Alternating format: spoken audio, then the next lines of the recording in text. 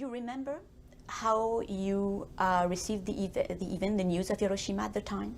How I personally received it? Yes. Yes, I remember very well. I was a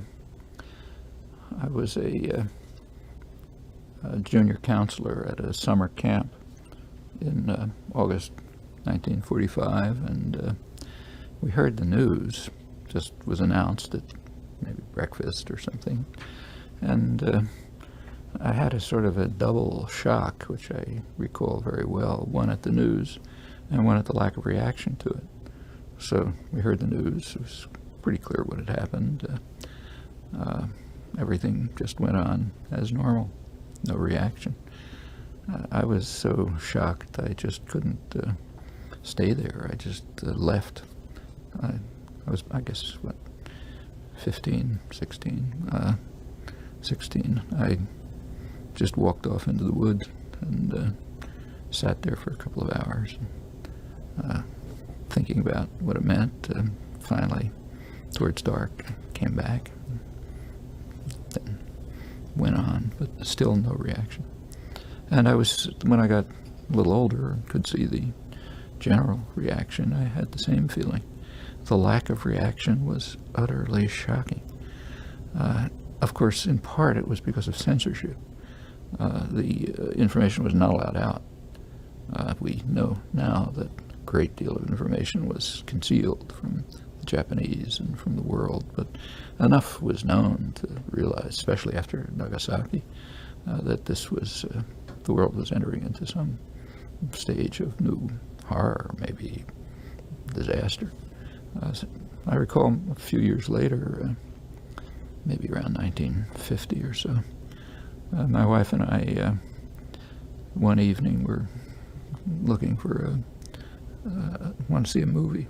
So we looked at the movie pages of the local newspaper, and there was, we noticed a movie called Hiroshima, which struck me as odd. I didn't think there were any movies, and we looked, and it was, which made it stranger, is that it was being shown in the, what they call the red light district, the district where they show pornographic movies in downtown Boston.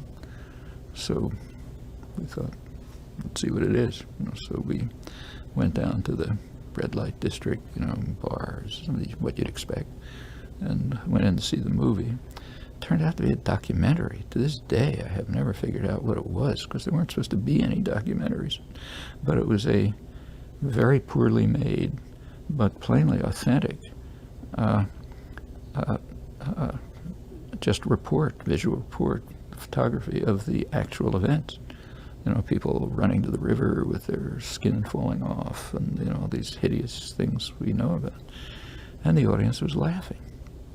It was being shown as a pornographic movie. I didn't know how to come to terms with it.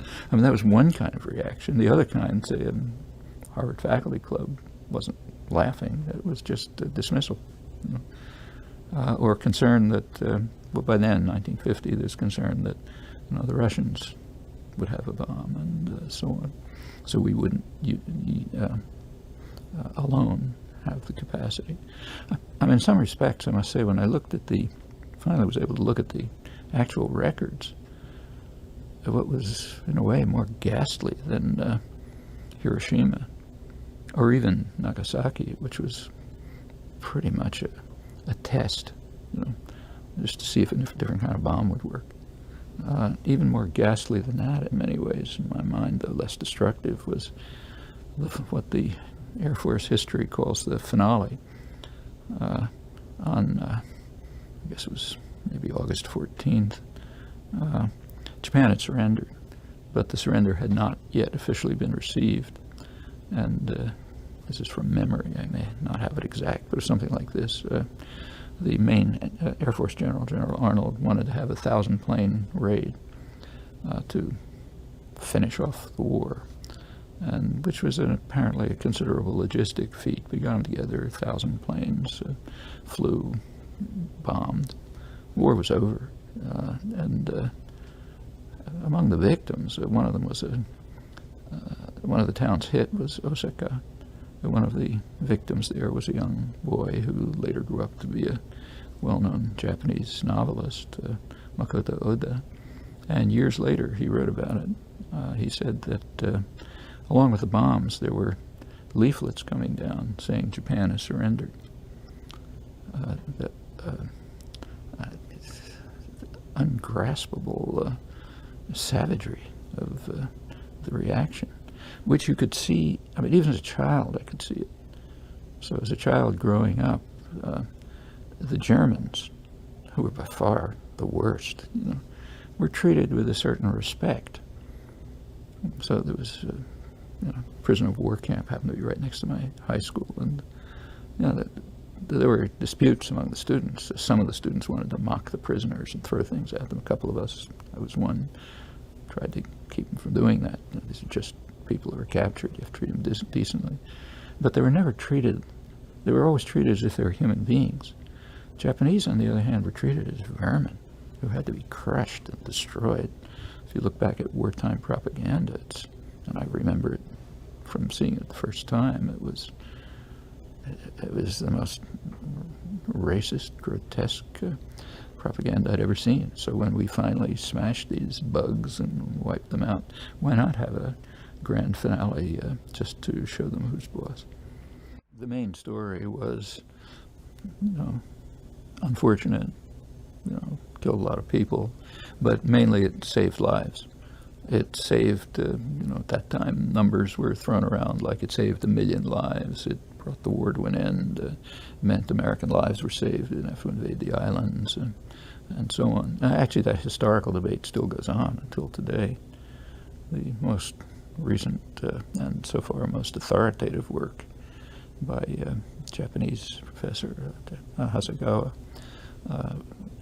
indicates pretty strongly that what brought the war to an end was not the 2 atom bombs, but the fact that the Russians were invading. The Japanese hawks hoped until the last minute that they could make a deal with the Russians, and the Russians would not invade, meaning invade Manchuria and so on. But when they saw that the Russians were entering the war, all hope of preserving some sort of Japanese entity was destroyed, and then they surrendered.